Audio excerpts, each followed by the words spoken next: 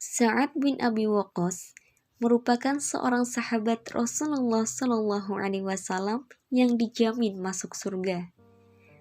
Dia memeluk Islam ketika berumur 17 tahun. Suatu hari dalam hidupnya, ia didatangi Abu Bakar As-Siddiq yang dikenal sebagai orang yang ramah. Abu Bakar lantas mengajak Sa'ad untuk menemui Nabi Muhammad SAW di sebuah perbukitan dekat Makkah. Pertemuan itu mengesankan bagi Sa'ad. Ia pun segera menerima risalah Nabi Muhammad SAW dengan tangan terbuka. Sejak saat itu, Sa'ad menjadi salah satu sahabat yang pertama masuk Islam, yakni dalam era Mekah atau sebelum hijrah. Silsilahnya secara tidak langsung bersambung dengan Rasulullah SAW. Aminah binti Wahab, yakni ibunda Nabi Muhammad SAW, berasal dari suku yang sama dengan Sa'ad, yaitu Bani Zuhrah. Karena itu, Sa'ad juga sering disebut sebagai Sa'ad Zuhrah atau Sa'ad dari Zuhrah. Pria ini memiliki banyak keutamaan. Suatu saat, dia pernah disambut Rasulullah SAW dengan gembira. Rasulullah SAW begitu membanggakan Sa'ad.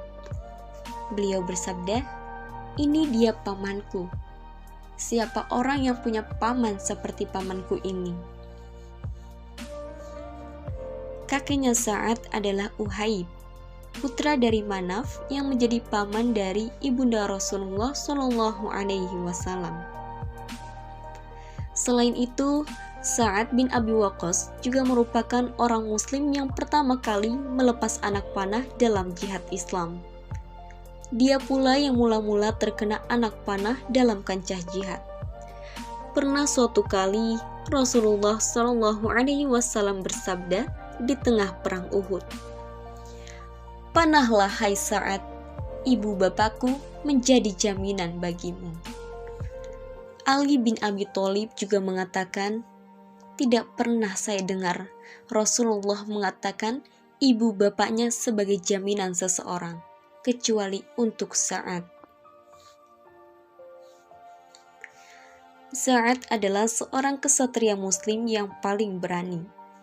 Ia mempunyai dua kekuatan yang sangat ampuh, panah dan doanya. Jika ia memanah, pasti tepat sasaran. Jika ia berdoa, akan dikabulkannya. Hal ini tak lepas dari doa Rasulullah untuk Sa'ad. Suatu hari, Rasulullah SAW menyaksikan sesuatu dari Sa'ad yang menyenangkan hati beliau.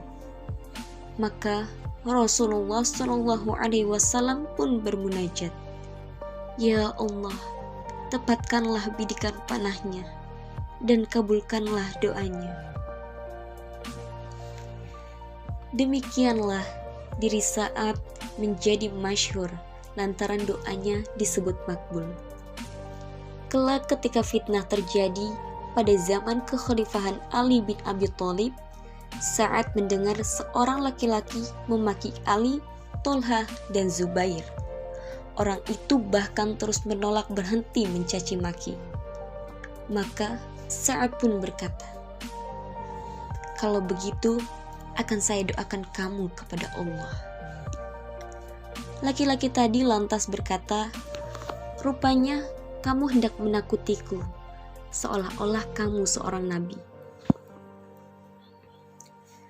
Maka Sa'ad pun pergi wudhu dan melakukan sholat 2 rakaat, kemudian berdoa, "Ya Allah, kiranya menurut ilmumu, laki-laki ini telah memaki segolongan orang yang telah memperoleh kebaikanmu, dan tindakan mereka mengundang amarah murka-Mu. Maka mohonlah dijadikan hal ini sebagai pertanda dan pelajaran." Tidak lama kemudian, tiba-tiba dari salah satu pekarangan rumah muncul seekor unta liar dan menabrak laki-laki tadi sehingga meninggal. Sa'ad adalah teladan istiqomah dalam iman dan hidayah.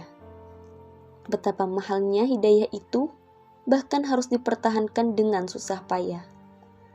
Terkisahlah ibunda Sa'ad yang melakukan mogok makan berhari-hari demi menentang keislaman anaknya. Semakin hari, semakin parahlah kondisi ibu Sa'ad ini. Dalam ujian keimanan yang berat seperti ini, keimanan sang sahabat kokoh menghujam, dan keluarlah kalimat yang abadi itu. Demi Allah, ketahuilah wahai ibunda,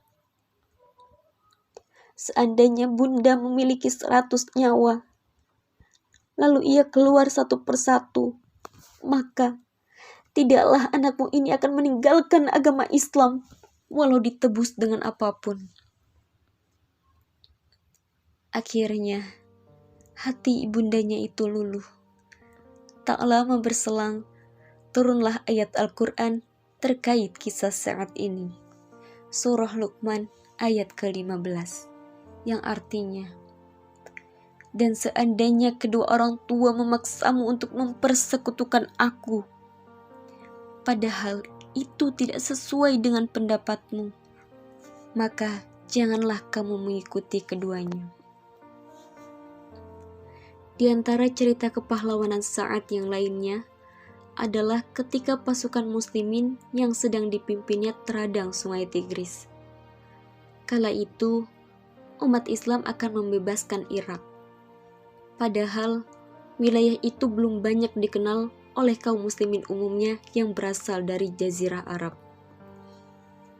Alih-alih mundur, Sa'ad memerintahkan pasukannya untuk terus menyeberangi sungai demi menyukseskan jihad ini. Berkatalah ia kepada pasukan, bacalah, hasbunallahu wa ni'mal wakil.